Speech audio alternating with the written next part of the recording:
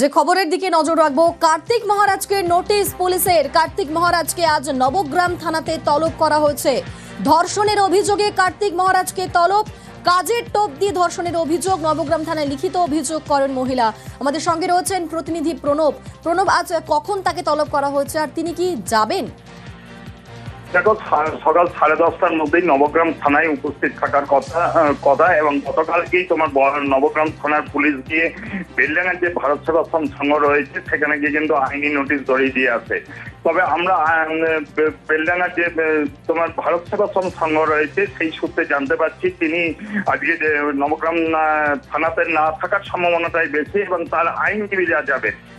কয়েকদিন আগেই এক মহিলা কার্তিক টোপ দিয়ে তাকে ধর্ষণ এবং গর্ভপাত করানোর তার বিরুদ্ধে অভিযোগ দায়ের করেছিলেন। সেই পরিপ্রেক্ষিতেই কিন্তু গতকালকে নবগ্রাম থানার পুলিশ গিয়ে সেই আইনি নোটিশ দেওয়া আছে। তবে আর কিছুক্ষণ পরেই জানা যাবে তিনি উপস্থিত থাকছেন কি থাকছেন না। বেশ, ধন্যবাদ। আমাদের অবশ্যই নজর থাকবে সেই খবরের দিকে, তিনি আজ আদৌ হাজিরা দেন কিনা। ধন্যবাদ।